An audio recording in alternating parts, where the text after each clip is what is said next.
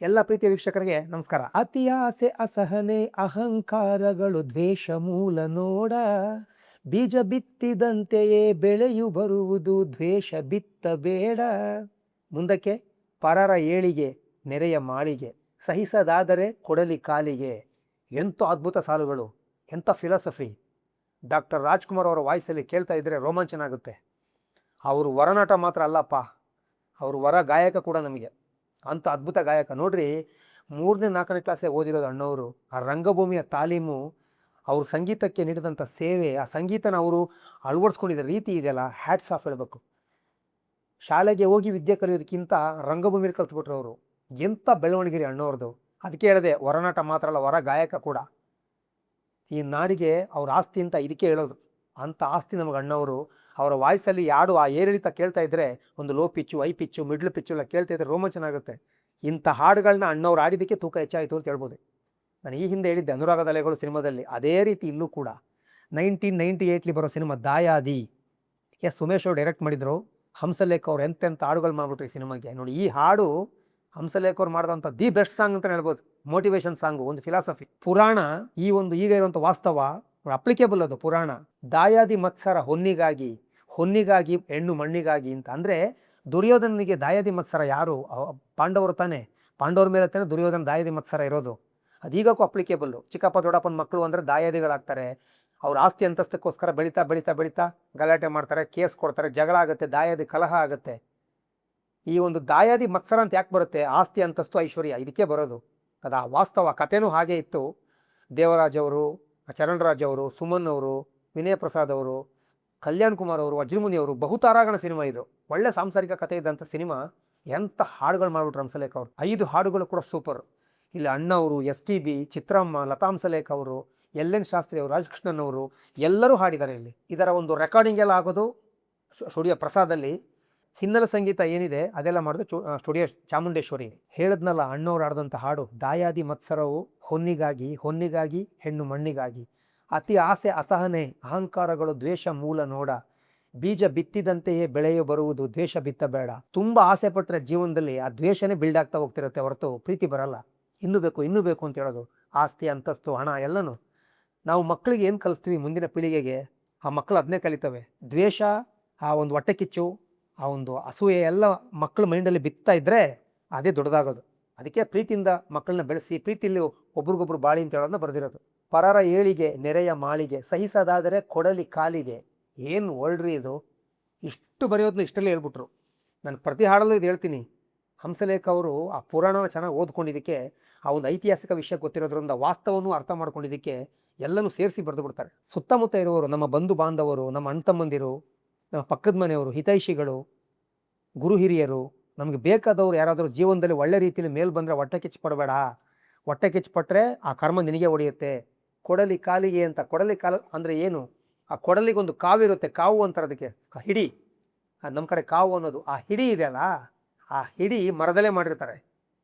ಮರದಲ್ಲಿ ಮಾಡಿದಂಥ ಹಿಡಿ ಹಿಡ್ಕೊಂಡು ಮರನೇ ಕಡಿತೀವಿ ನಾವು. ಮರ ಆ ಹಿಡಿ ಮಾಡಿಕೊಡುತ್ತೆ, ತಗೋ ಅಂತೇಳಿ, ನನ್ನನ್ನೇ ಕಡಿ ಅಂತ ಹೇಳುತ್ತೆ. ಹಂಗಾಯ್ತು ಕತೆ ಇದು. ಕರ್ಮ ವಾಪಸ್ ಹೊಡೆಯುತ್ತೆ ಅಂತ ಹೇಳೋದನ್ನ ಅದ್ಭುತವಾಗಿ ಬರೆದಿದ್ದಾರೆ. ಮುಂದಕ್ಕೆ ಒಂದೊಂದು ಸೌಖ್ಯದ ಬಿಂದು ಸೇರಿಸಿ ಬದುಕಬೇಕು ಬಂಧು, ಕಡಲಷ್ಟು ಹಾಲನ್ನು ಒಡೆಯಬಲ್ಲದು ಬಂಧು ದ್ವೇಷ ಬಿಂದು. ಎಷ್ಟು ಚೆನ್ನಾಗಿದೆ ಅಂದರೆ, ಒಂದು ಎಲ್ಲರೂ ಪ್ರೀತಿನ ಬಾಳಿ ಅಂತ ಹೇಳೋದನ್ನ, ಒಂದು ಹಾಲಿಗೆ ಒಂದು ಹುಳಿ ಹಿಂಡಿದ್ರೆ ಏನಾಗುತ್ತೆ? ಹಾಲು ಹೊಡೆದೋಗುತ್ತೆ. ಅದೇ ಥರ ಕಡಲಷ್ಟು ಹಾಲನ್ನು ಬೇಕಾದರೆ ಒಂದು ಬಿಂದುಲಿ ಹೊಡೆದಾಕ್ಬಿಡ್ಬೋದು. ಆ ದ್ವೇಷ ಬಿಂದು ಅಂತ ಹೇಳೋದು ಬೇಡ. ಎಲ್ಲರೂ ಪ್ರೀತಿಯಿಂದ ಬದುಕಿ ಅಂತ ಹೇಳೋ ಒಂದು ತಾತ್ಪರ್ಯ. ಮಡಿಕೆ ಮಾಡಲು ದಿವಸ ಸಾಲದು, ಒಡೆದು ಚೆಲ್ಲಲು ಗಳಿಗೆ ಹಿಡಿಸೋದು. ಒಳ್ಳೆ ಹೆಸರು ತಗೋಬೇಕಾದ್ರೆ ತುಂಬ ಕಷ್ಟ ಇದೆ, ಬೇಗ ಬರಲ್ಲ ಒಳ್ಳೆ ಹೆಸರು ತಗೊಳಕ್ಕೆ. ಅದೇ ಕೆಟ್ಟ ಹೆಸರು ಬರಬೇಕಾದ್ರೆ, ಬ್ಯಾಡ್ ನೇಮ್ ಬರಬೇಕಾದ್ರೆ ಹಿಂಗೆ ಬಂದ್ಬಿಡುತ್ತೆ ಒಂದು ಕೆಟ್ಟ ಕೆಲಸ ಮಾಡಿದ್ರೆ. ಒಳ್ಳೆ ರೀತಿಯಲ್ಲಿ ಬದುಕಿ ಅಂತ ಹೇಳೋದು ಹೇಳಿದ್ದಾರೆ. ಇದು ಅಣ್ಣವರ ಕಂಠದಿಂದ ಬಂದಂಥ ಅದ್ಭುತ ಗೀತೆ. ಅವರು ಅಣ್ಣವ್ರಿಗೆ ಏನಾದರೂ ಗೀತೆ ಹಾಡುಗಳು ಖುಷಿ ಆಗ್ಬಿಟ್ರೆ ಅಲ್ಲೇ ಕೈ ಮುಗಿದು ಬಿಡೋರು, ಅಲ್ಲೇ ಅಪ್ರಿಷಿಯೇಟ್ ಮಾಡೋರು. ಅವರು ಆ ಒಂದು ಒಳ್ಳೆ ಗುಣ ಅವರಿಗೆ. ಹಾಡಿ ಬಂದು ಹೊಗಳವರು, ತುಂಬ ಡಿಸ್ಕಸ್ ಮಾಡೋರು, ಎಲ್ಲ ಮಾಡ್ತಿದ್ರು. SPB ಅವರು ಆಡಿದಂಥ ಒಂದು ರೊಮ್ಯಾಂಟಿಕ್ ಗೀತೆ. ಶೃಂಗಾರ ಕ್ಷೀರ ಸಂಗೀತ ಸಾರ, ಸವಿಯೋಣ ಬಾರ ಒಂದಾಗಿ, ಜೋಡಿ ಪತಂಗ ಪ್ರೇಮಾಂತರಂಗ, ಬೆರೆಸೋಣ ಬಾರ ಆಯಾಗಿತ್ತ. ಏನು ಚೆನ್ನಾಗಿದೆ ರೀ! ಆ ರೊಮ್ಯಾನ್ಸ್ ಮಧ್ಯ ಒಂದು ಪ್ರೀತಿ, ಪ್ರೇಮ, ಕಾಮ ಎಲ್ಲ ಇದೆ. ಅದನ್ನ ನೇಚರೇ ನಮಗೆ ಕೊಟ್ಟಿದೆ. ಇಲ್ಲಿ ವಾದ್ಯಗಳು ಬೇಡ, ಏನು ಬೇಡ, ನಾವು ಇಬ್ಬರೇ ಸಾಕು ಆ ಪ್ರಕೃತಿ ಮಧ್ಯ ಅಂತ ಹೇಳೋದು. ಇದು ಮದುವೆ ಆದ ಮೊದಲ ರಾತ್ರಿ ಆಡುವಂಥ ಹಾಡು ಕೂಡ ಆಗುತ್ತೆ, ಪ್ರಕೃತಿ ಮಧ್ಯೆ ಹಾಡುವಂಥ ಹಾಡು ಕೂಡ ಆಗುತ್ತೆ. ಎಲ್ಲಿಗೆ ಬೇಕಾದ್ರೆ ಹೋಲಿಕೆ ಆಗುತ್ತೆ ಹಾಡು, ಅಂತ ಅದ್ಭುತ ರೊಮ್ಯಾನ್ಸ್ ಗೀತೆ ಅಂತ ಹೇಳ್ಬೋದು. ಚರಣದಲ್ಲಿ ಸೂಪರ್ ಸಾಲುಗಳು ಬರೆದ್ರು, ಶೃಂಗಾರ ಸಾಲುಗಳು. ಮನಸ್ಸೆಲ್ಲ ಚೈತ್ರವಾಗಿ ಈ ಪ್ರಾಯ ಚಿಗುರಿದಾಗ, ಕಾಮನೆ ಕಾವ್ಯವಾಗಿ ಈ ತನು ಅದ ಓದುವಾಗ, ಮಾತೊಂದು ಮುತ್ತಾಗೋ ಕಾಲ, ಸೌಂದರ್ಯ ಗಂಧರ್ವ ಮೇಳ, ಇಲ್ಲೇಕೆ ತಂಬೂರಿ ತಾಳ. ನೇಚರ್ ನಮಗೆಲ್ಲ ಕೊಟ್ಟಿದೆ, ಇಲ್ಲಿ ವಾದ್ಯಗಳು ಬೇಡ, ನಮಗೆಲ್ಲ ಹಂಗೆ ಕೇಳಿಸ್ತಾ ಇದೆ, ಇಬ್ಬರ ಸೌಂದರ್ಯ ಮಿಲನ ಆಗಬೇಕು ಅಂತ ಹೇಳೋದಕ್ಕೆ ಒಂದು ಬರೆದಂಥ ಹಾಡು, ಬ್ಯೂಟಿಫುಲ್ ಹಾಡು. ಇನ್ನೊಂದು ನಮ್ಮ ರಾಜೇಶ್ ಅವರು ಆಡದಂಥ ಬ್ಯೂಟಿಫುಲ್ ಗೀತೆ, ನಾಗವಲ್ಲಿ ಸುರಸುಂದರಿ ನೀನು ಕೋಪದಲ್ಲಿ, ಐ ವೋಲ್ಟೇಜ್ ಹಾಡು ಅನ್ಬೋದು. ಇದು ಒಂಥರ ಹೆಂಗಿದೆ ಅಂದರೆ ಆಡಿದ್ದು ರೊಮ್ಯಾನ್ಸು ಅಲ್ಲ, ಒಂದು ಹುಡುಗಿನ ಚೇಡ್ಸೋ ಥರ, ಆ ಹುಡುಗಿ ಇವನ್ನ ಚೇಡ್ಸೋ ಥರ, ಒಂದು ಐ ವೋಲ್ಟೇಜ್ ಥರ ಸಖತ್ತಾಗಿದೆ ಹಾಡೋದು. ರಾಜೇಶ್ ಅವ್ರ ವಾಯ್ಸು ಗಡ್ಸಾಗಾಡಿದ್ದಾರೆ ಈ ಒಂದು ಹಾಡಲ್ಲಿ. ಚಂದಿರ ನೂರಿನ ಕನಕ ಚೆಲ್ಲೆ ನಗುವಿನ ಬೆಳಕ ಅಂತ ಬರೆದಿದ್ದಾರೆ, ಚೆನ್ನಾಗಿದೆ ನೋಡಿ. ಹೆಣ್ಣು ಮುನಿದರೆ ಬಾಳು ಬಲು ಹೊರೆ ಅಂತ, ಪ್ರೀತಿ ಹರಿಯೋ ತನಕ ತೋರೆ ಮಾತಿನ ಚಳಕ ಅಂತ. ಒಳ್ಳೆ ಪ್ರಾಸ ಇದೆ ಹಾಡಲ್ಲಿ.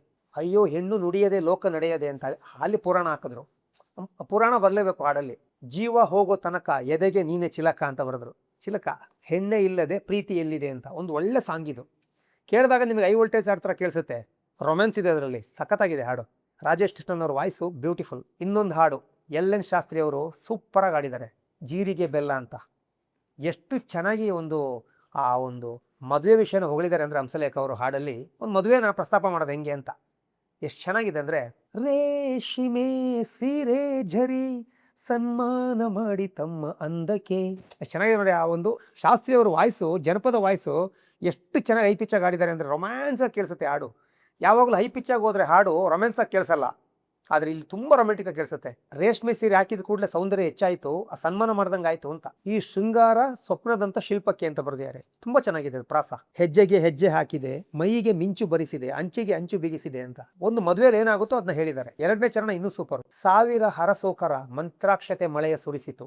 ಹರಸೋಕರ ಅಂದ್ರೆ ಹರಸೋ ಕೈಗಳು, ಸಾವಿರಾರು ಕೈಗಳು ನಮಗೆ ಆಶೀರ್ವಾದ ಮಾಡ್ತಾ ಇದೆ. ಈ ಕಲ್ಯಾಣಕ್ಕೆ ಸಾಕ್ಷಿ ನುಡಿಸಿ, ಸುಖದ ಸೂರು ಸಿಕ್ಕಿತು, ಮನದ ಕದ ತೆರೆಯಿತು, ಪ್ರೀತಿಯ ದೀಪ ಹಚ್ಚಿತು, ಆಸೆಯ ಮೆತ್ತೆ ಹಾಸಿತು, ಇಲ್ಲಿ ಹಗಲೇನು ಇರುಳೇನು, ಸರಸರ ಸರಿಗಮ ಸೊರಕೆ. ಸರಸ ಅಂತಾಗುತ್ತೆ, ಸರಸರ ಸರಿಗಮ ಸೊರಕೆ. ಎಷ್ಟು ಚೆನ್ನಾಗಿದೆ ನೋಡಿ ಈ ಹಾಡು. ಒಂದು ಘಟನೆ ಕೂಡ ಹೇಳಬೇಕು, ಎಲ್ ಎನ್ ಶಾಸ್ತ್ರಿ ನಮಗೆ ಹೇಳಿದಂಥ ಒಂದು ಘಟನೆ ಇದು. ತುಂಬ ಒಳ್ಳೆ ಅದ್ಭುತ ಮಾಹಿತಿ ಇದು. ಆ್ಯಕ್ಚುಲಿ ಇದು ಬಿಟ್ಟು ಹೋದರೆ ನೆಕ್ಸ್ಟ್ ಯಾವ ಹೇಳ್ತೀನೋ ಗೊತ್ತಿಲ್ಲ, ನೆನಪಾಯಿತು ಹೇಳ್ಬಿಡ್ತೀನಿ. ಈ ಸಿನಿಮಾ ಬರೋದು 1998 2002 ಇಳೆಯರಾಜ ಅವರು ಹಳೇದು ಆಗ ಮಾಡಿದಂಥ ಒಂದು ಹಾಡನ್ನ ಶಾಸ್ತ್ರಿ ಅವರು ಅಲ್ಲಿ ಕನ್ನಡಕ್ಕೆ ಮಾಡ್ತಾರೆ. ಪ್ರೀತಿ ನಿಲ್ಲದಿನ ಹೇಗಿರಲಿ ಸಿನಿಮಾಗೆ, ಸಂಗಾತಿ ನೀನು ದೂರಾದ ಮೇಲೆ ಆಡಿದೆಯಲ್ಲ, ಶಾಸ್ತ್ರಿ ಆಡಿದ್ದು.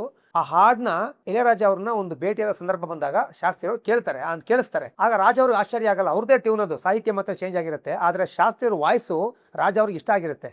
ಅವ್ರು ಎಲ್ಲೂ ಹೇಳ್ಕೊಂಡಿರಲ್ಲ, ಅದು ಇಷ್ಟ ಆಗಿರುತ್ತೆ. ಮೊದಲು ಕೇಳಿರ್ತಾರೆ, ಆಮೇಲೆ ಭಾಗ್ಯದ ಬಳೆಗಾರ ಸಿನಿಮಾಕ್ಕೆ ಶಾಸ್ತ್ರಿ ಆಡಕ್ಕೆ ಹೋಗ್ತಾರೆ ಸ್ಟುಡಿಯೋ ಪ್ರಸಾದ್ಗೆ. ಅದು ಇಳೆಯರಾಜ ಅವ್ರ ಮ್ಯೂಸಿಕ್ಕು. ಒಂದು ಕಾಮಿಡಿ ಆಗುತ್ತೆ ಅಲ್ಲಿ, ಅಂದರೆ ನಮಗದು ಕಾಮಿಡಿ, ಅವ್ರಿಗದು ಆ ಟೈಮಲ್ಲಿ ಫುಲ್ ಭಯ ಆಗೋಗಿತ್ತು. ಸ್ಟುಡಿಯೋ ಪ್ರಸಾದಿಗೆ ಬನ್ನಿ ಅಂತ ಅಷ್ಟೇ ಹೇಳಿರ್ತಾರೆ. ಇವರು ಬೆಂಗಳೂರು ಪ್ರಸಾದ್ ಅಂತೇಳಿ ಇಲ್ಲಿಗೆ ಹೋಗಿರ್ತಾರೆ, ಬೆಂಗಳೂರು ಪ್ರಸಾದ್ ಸ್ಟುಡಿಯೋಕ್ಕೆ. ಅದು ಚೆನ್ನೈಗೆ ಬರೋಕ್ಕೆ ಹೇಳಿರ್ತಾರೆ. ಅಷ್ಟು ಕೇಳೋಕ್ಕೆ ಪೇಷನ್ಸ್ ಇತ್ತಿಲ್ವೋ ಏನಾಯ್ತೋ ಗೊತ್ತಿಲ್ಲ, ತಪ್ಪಾಗಿ ಅರ್ಥ ಮಾಡ್ಕೊಂಡಿರ್ತಾರೆ. ಅಲ್ಲಿ ಮಿಸ್ಗೈಡ್ ಆಗಿ ಇಲ್ಲಿ ಕೂತಿರ್ತಾರೆ. ಆಮೇಲೆ ಅವರು ಏರ್ಪೋರ್ಟ್ಗೆ ಹೋಗಿ ಮತ್ತೆ ಅಲ್ಲಿ ಹೋಗಿ ಚೆನ್ನೈಲಿ ಹೋಗಿ ಆಡೋದು. ಈ ರೀತಿ ಆಗಿದೆ. ಶಾಸ್ತ್ರಿ ಅವರು ಹಾಡಿಯೆಲ್ಲ ಆದಮೇಲೆ ರಾಜ ಅವರೊಟ್ಟು ಕೂತು ಮಾತಾಡಬೇಕಾದ್ರೆ ರಾಜ ಅವರು ಯಾರನ್ನೂ ಅಷ್ಟು ಸುಲಭದಲ್ಲಿ ಹಳೆ ಹಾಡುಗಳ ಬಗ್ಗೆ ಎಲ್ಲ ವಿಚಾರಿಸಲ್ಲ. ಶಾಸ್ತ್ರಿ ಬಗ್ಗೆ, ರಾಜೇಶ್ ಬಗ್ಗೆ ಎಲ್ಲ ಗೊತ್ತಿರುತ್ತೆ ಅವ್ರಿಗೆ, ಆದರೆ ಅಷ್ಟೊಂದು ಡೀಪಾಗಿ ಅವ್ರು ಮಾತಾಡೋಕೆ ಇಳಿಯಲ್ಲ. ಅವ್ರದ್ದಾಯ್ತು, ಅವ್ರ ಕೆಲಸ ಆಯ್ತು, ಹಂಗಿರ್ತಾರೆ. ಆದರೆ ಶಾಸ್ತ್ರಿ ಅವರು ವಾಯ್ಸ್ನ ತುಂಬ ಹೊಗಳ್ತಾರೆ ರಾಜ ಅವರು. ಶಾಸ್ತ್ರಿ, ನಾನು ನಿಮಗೆ ಹೇಳಿಲ್ಲ, ಕನ್ನಡದಲ್ಲಿ ಜನಪದ ಭಾಷೆಗೆ ದೊಡ್ಡ ಒಂದು ಪ್ರಾಶಸ್ತ್ಯ ಇದೆ. ಆದರೆ ನಿಮ್ಮ ಜನಪದ ಭಾಷೆ ಹಾಡುವಂಥ ಗಾಯಕರು ಅಣ್ಣವರು, ಅವ್ರು ರಾಜಣ್ಣ ಅಂತ ಕರೆಯೋದು, ರಾಜಣ್ಣ ಅವರು ಹಾಗೂ ಸಿ ಅಶ್ವಥ್ ಅವ್ರು ಅಂದ್ಕೊಂಡಿದ್ದೆ ನಾನು. ಒಂದು ಜನಪದ ಎಲ್ಲ ಒಂದು ಭಾವನೆ ಹಾಡುಗಳನ್ನ ಆಡೋದು, ಆ ಸೊಗಡು ಅದು ಅವರಿಬ್ಬರೇ ಅಂದ್ಕೊಂಡಿದ್ದೆ. ನೀವು ಕೂಡ ಲಿಸ್ಟಿಗೆ ಸೇರ್ತೀರಾ, ನಿಮ್ಮದು ವಾಯ್ಸು ಕೂಡ ಜನಪದಕ್ಕೆ ಸಖತ್ತಾಗಿ ಸೂಟ್ ಆಗುತ್ತೆ, ತುಂಬ ಚೆನ್ನಾಗಿದೆ ನಿಮ್ಮ ವಾಯ್ಸು ಅಂತ ಹೇಳ್ತಾರೆ. ಹಂಗೆ ರಾಜೇಶ್ಗೂ ಅವ್ರು ಹೇಳ್ತಾರೆ. ರಾಜೇಶ್ ಕೃಷ್ಣನ್ ಕೂಡ ಅದ್ಭುತ ಗಾಯಕ, ಅವರು ಸ್ವಲ್ಪ ರೊಮ್ಯಾಂಟಿಕ್ಕಾಗಿ ಆಡೋಕ್ಕೆ ಅವರು ಸರಿ. SPB ಅವ್ರು ಇಲ್ಲ ಅಂದರೆ ಇವ್ರು ಸೂಪರಾಗಿ ಆಡಿ ಮ್ಯಾನೇಜ್ ಮಾಡೋರು. ಆದರೆ ಜನಪದ ಸ್ವರಕ್ಕೆ ನಿಮ್ಮ ಹಾಡು ಸೂಟ್ ಆಗುತ್ತೆ ನೋಡಿ ಅಂತಾರೆ. ಯಾವ್ದಾದ್ರು ಹಾಡಿದ್ದಾರೆ ಇತ್ತೀಚೆಗೆ ಅಂತ ಕೇಳ್ತಾರೆ. ಶಾಸ್ತ್ರಿ ಅವರು ಆಗಿಂದ ತುಂಬ ಹಾಡಿರ್ತಾರೆ, ಕೇಳಿರ್ತಾರೆ, ಬಟ್ ಅಲ್ಲಿ ಕೂತ್ಕೊಂಡು ಕೇಳ್ತಾರೆ ಯಾವ್ದಾರು ಹಾಡಿದ್ದೀರಾ ಅಂತ. ಆದರೆ ಶಾಸ್ತ್ರಿ ಅವರು ಜೋಡಿ ಹಾಕಿ ಜನ್ಮ ಜೋಡಿ ಯಾವುದೂ ಕೇಳಿಸಲ್ಲ. ದಾಯಾದಿ ಸಿನಿಮಾದು ಜೀರಿಗೆ ಬೆಲ್ಲ ಈಗ ಹಾಡಿದ್ನಲ್ಲ, ಆ ಹಾಡು ಕೇಳಿಸ್ತಾರೆ. ಕೇಳಿದಾಗ ತುಂಬ ಖುಷಿ ಪಡ್ತಾರೆ ರಾಜ ಅವರು. ಒಳ್ಳೆ ಚಂದ ಸ್ವರ ನಿಮ್ಮದು, ಜನಪದ ಸ್ವರ ನಿಮ್ಮದು ಅಂತ ಹೇಳ್ತಾರೆ. ಈ ಹಾಡನ್ನ ರಾಜ ಅವರು ಕೇಳಿ ಹೋಗ್ಲಿದ್ರು, ಶಾಸ್ತ್ರಿ ಅವ್ರನ್ನ ಅಪ್ರಿಷಿಯೇಟ್ ಮಾಡಿದರು, ನಿಮ್ಮ ವಾಯ್ಸ್ ತುಂಬ ಚೆನ್ನಾಗಿದೆ ಅಂತ. ಆ ಹಾಡು ಕೇಳಿ ಏನು ಹಾಡ್ರಿ ಶಾಸ್ತ್ರಿ ಅವರು ಹಾಡಿದ್ದು, ಅವರಂತ ರೊಮ್ಯಾಂಟಿಕ್ ವಾಯ್ಸ್ ಆಗುತ್ತೆ, ಜನಪದನೂ ಆಗುತ್ತೆ, ಒಂದು ಮತ್ತಲ್ಲಿರುತ್ತೆ ಹಾಡೋದು. ಸಾವಿರ ಹರಸೋಕರ ಮಂತ್ರಾಕ್ಷತೆ ಮಳೆಯ ಸುರಿಸಿತು. ಎಂಥ ಸಾಹಿತ್ಯ, ಎಂಥ ಸಾಲು, ಅದಕ್ಕೆ ಎಂಥ ವಾಯ್ಸು, ಎಲ್ಲ ಆಯಾಮಗಳು ಹಾಡು ಮಾಡ್ತಾರೆ ಹಂಸಲೇಖ ಅವರು. ಅದಕ್ಕೆ ತಕ್ಕ ಶಿಷ್ಯಂದರು ರಾಜೇಶ್ ಅವರು, ಶಾಸ್ತ್ರಿ ಅವರು ಹೆಂಗೆ ಆಡಿದ್ದಾರೆ. ಈಗ ದಾಯಾದಿ ಹಾಡುಗಳನ್ನ ಕೇಳಿ. ಎಸ್ ಉಮೇಶ್ ಅವರು ನಮ್ಮೊಂದಿಗಿಲ್ಲ ಈಗ. ತುಂಬಿದ ಮನೆ ಅಂತ ಸಿನಿಮಾ ಮಾಡ್ತಾರೆ ಆಮೇಲೆ ವಿಷ್ಣುವರ್ಧನ್ ಸರ್ಗೆ. ಒಳ್ಳೆ ಡೈರೆಕ್ಟರ್ ಅವರು. ಹಂಸಲೇಖ ಅವ್ರಿಗೊಂದು ಒಳ್ಳೆ ಬಾಂಧವ್ಯ ಇತ್ತು. ಅವಳೇ ನನ್ನ ಹೆಂಡತಿ, ಅವನೇ ನನ್ನ ಗಂಡ ಎಲ್ಲ ಮಾಡಿದಾರಲ್ಲ ಅವರೇ. ಎಸ್ ಉಮೇಶ್ ಅವ್ರನ್ನ ನೆನೆಸ್ಕೊಳ್ಳೋಣ. ಅದೇ ರೀತಿ ಎಲ್ ಎನ್ ಶಾಸ್ತ್ರಿ ಅವ್ರನ್ನ, ಎಸ್ ಟಿ ಬಿ ಅವ್ರನ್ನ ನೆನೆಸ್ಕೊಳ್ಳೋಣ. ಎಲ್ಲರಿಗೊಂದು ಹ್ಯಾಟ್ಸ್ ಆಫ್ ಹೇಳೋಣ. Thank you.